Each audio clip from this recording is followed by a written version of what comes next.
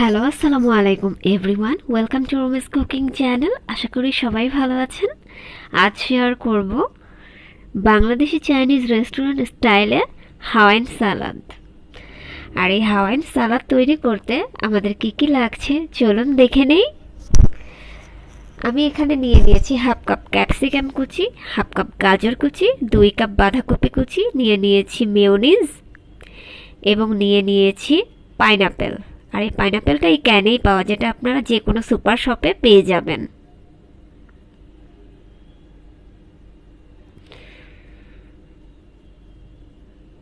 আমি এখানে ক্যাপসিকামগুলো ঠিক এইভাবে কুচি করে নিয়েছি, গাজরটাকে মিহি কুচি করে নিয়েছি, ঠিক একইভাবে আমি বাঁধাকপিটাকেও মিহি কুচি করে নিয়েছি।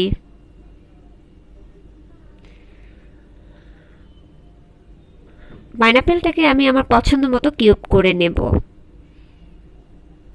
এখানে একটি মিক্সিং বলে আমি সবগুলো উপাদান দিয়ে দিচ্ছি একে একে। তো আমি এখানে বাঁধাকপি কুচি দিয়ে দিচ্ছি গাজর কুচি,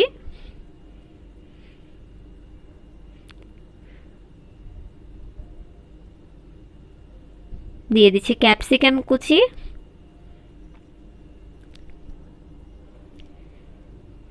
এবং কিউব করে রাখা পাইনাপেল,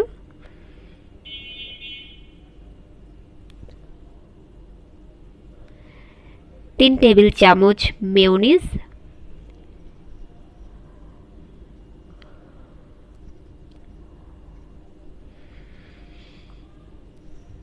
এবং সাথে দিয়ে দিচ্ছি 1 চিমটি কালো গোলমরিচের গুঁড়া, দিয়ে দিচ্ছি স্বাদ মতো লবণ,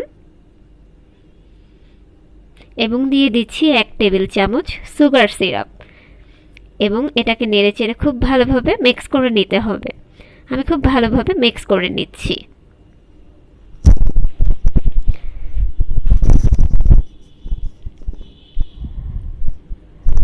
তৈরি হয়ে গেল মজাদার স্বাদের রেস্টুরেন্ট স্টাইলে হাওয়াইয়ান সালাদ।